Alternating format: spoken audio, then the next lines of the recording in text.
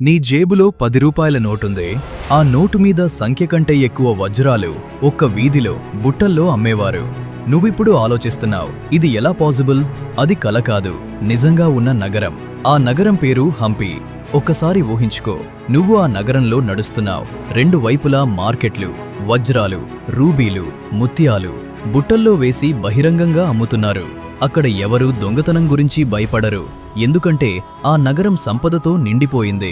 ఒకప్పుడు ఇది విజయనగర ఎంపైర్ రాజధాని. ప్రపంచం నలుమూలల నుంచి వ్యాపారులు ఇక్కడికి వచ్చేవారు.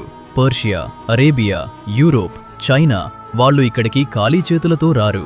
బంగారం, వెండి, అరుదైన వస్తువులతో వస్తారు, కానీ తిరిగి వెళ్తారు ఇంకా విలువైన వాటితో. ఇక్కడ బంగారం లెక్కించేవారు కాదు, తూకం వేసి అమ్మేవారు.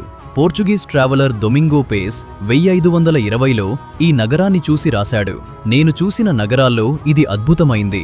అతను రోమ్ చూసినవాడు, కాని హంపి చూసి మాటలు పోయాయి. దేవాలయాలు, అవి కేవలం పూజల కోసం కాదు, అవి ధనాన్ని కాపాడే స్థలాలు. బంగారం, నగలు, నాణేలు అన్నీ అక్కడే ఉండేవి. ఆ సంపద లెక్కపెట్టడం ఎవరికీ సాధ్యం కాలేదు. ఈ సామ్రాజ్యానికి నాయకుడు కృష్ణదేవరాయ. యుద్ధంలో గెలిచిన రాజు మాత్రమే కాదు, మనుషులను గెలుచుకున్న రాజు. గాయపడిన సైనికులను సొంతంగా చూసేవాడు. కవులకు, పండితులకు, కళాకారులకు ఆశ్రయమిచ్చాడు. ఇది కేవలం యుద్ధాల సామ్రాజ్యం కాదు, ఇది ఒక సంస్కృతి సామ్రాజ్యం. కాని ప్రతి శిఖరానికి ఒక నీడ ఉంటుంది. కృష్ణదేవరాయ తర్వాత వచ్చిన రామారాయ ఒక్క నిర్ణయం తీసుకున్నాడు. శత్రువైపు పనిచేసిన 2 సేనాధిపతులను తన సైన్యంలోకి తీసుకున్నాడు. వారి పేర్లు గిలానీ బ్రదర్స్. వారు గతంలో శత్రువుల వాళ్ళు, కాని ఇప్పుడు మిత్రులుగా మారారు. రామారాయ వారిని నమ్మాడు. వేలాది సైనికులను వారి చేతుల్లో పెట్టాడు. 1565 జనవరి 23 యుద్ధం మొదలైంది. డెక్కన్ సల్తనేట్స్ అన్నీ ఒక్కటయ్యాయి. బీజాపూర్, అహ్మద్ నగర్, గోల్కొండ, బీదర్. మొదట్లో విజయనగర గెలుస్తున్నట్టే కనిపించింది.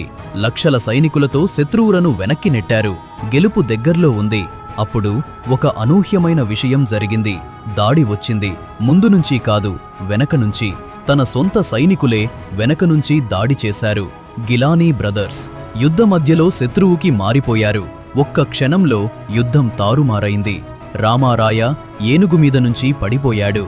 శత్రువు అడిగాడు, ఇస్లాం స్వీకరిస్తావా? అతని చివరి మాటలు, నారాయణ, కృష్ణ, భగవంత.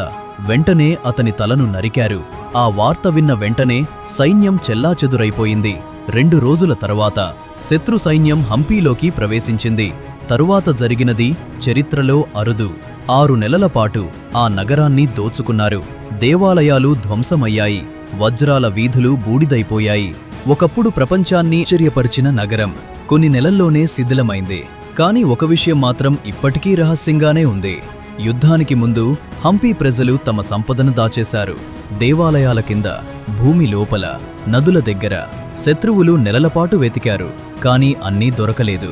ఇప్పటికీ కొందరు అంటారు ఆ సంపద ఇంకా అక్కడే ఉందని.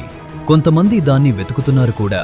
కాని అసలు ప్రశ్న ఇదే, ఆ సంపద నిజంగా పోయిందా, లేదా ఇంకా నేలలోపల నిద్రపోతోందా? భూమి రహస్యాలు ఇంకా మిగిలే ఉన్నాయి.